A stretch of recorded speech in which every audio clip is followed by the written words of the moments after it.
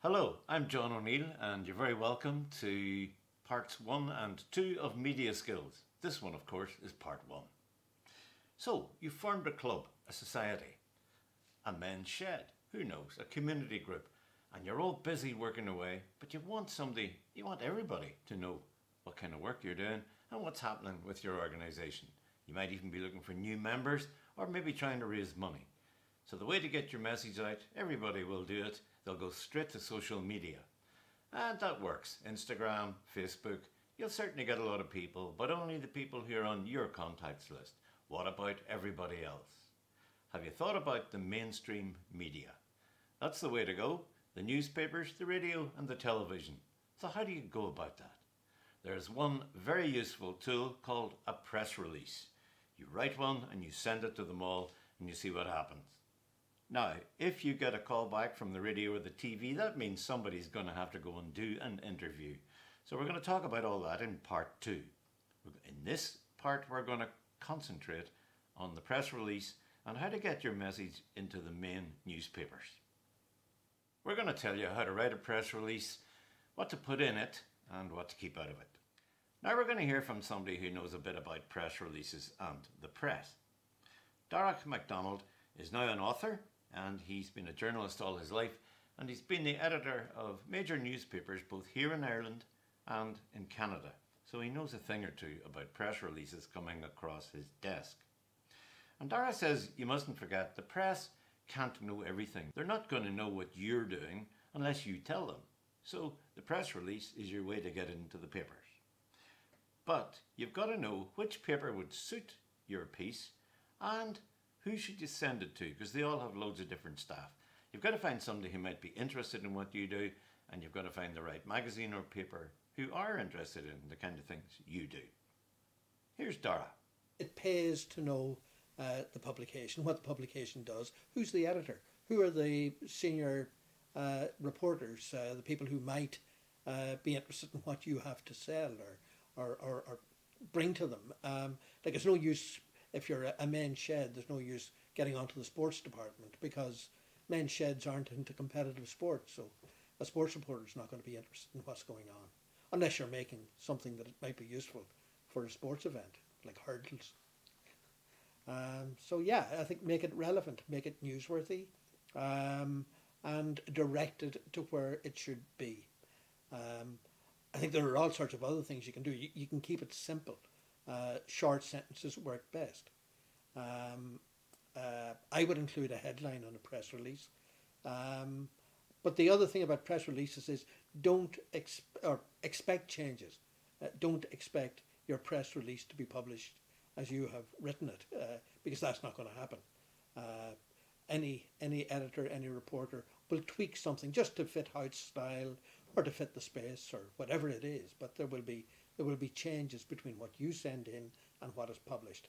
What you can do is make it understandable, make it striking, and make it easily digested by whoever is the person that looks at it first. So, do your research, make your piece clear, use short sentences, that helps, and go for a snappy headline if you can think of one. What do you put in your press release? How do you write it? Here's Darach again. Well, you want something that's going to tell you what this is about. You don't want an introduction to the person who's writing it or the organisation that they're writing for. They want to know the what, the when, the how, and the where. Not so much the who. I think that's what makes it attractive. Again, it's grabbing attention. That's the purpose of the press release, and that's the purpose of the publication. That's publishing what is there in the press release. The things that you must include are a wee bit of background about you or your organisation, and contact details. Surprising how many things arrive, kind of on an editor's desk that leave you baffled. So have names of people to be contacted and their contact details, telephone numbers, email addresses, that type of thing. Other things that I would look for are things that bring it alive. Like, for instance, quotes from people who are involved. But the one thing I would caution is that the quotes should not merely repeat what's there in the information already. It has to add something to the story that the press release is trying to get across. I think that sometimes it's useful to include bullet points, which will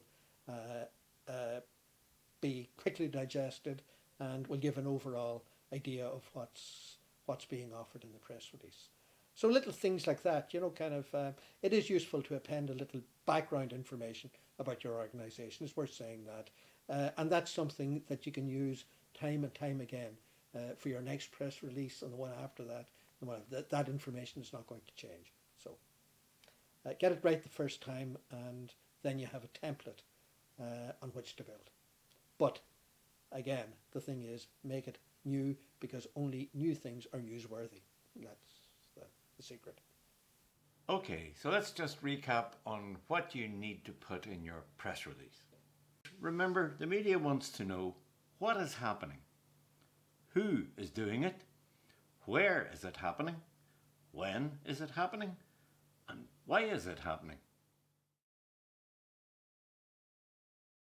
And don't forget, you need to put in contact details. Now, I know what you're thinking. You're thinking, how long should my press release be? Your press release should be as long as it needs to be, and only that long. A good guide is that if it's shorter than 350 words, it's going to lack some information. If it's any longer than 750 words, it's not going to be read. So that's it for this one. So, in our next video, we'll be talking about how to prepare for that scary radio or television interview. See you then.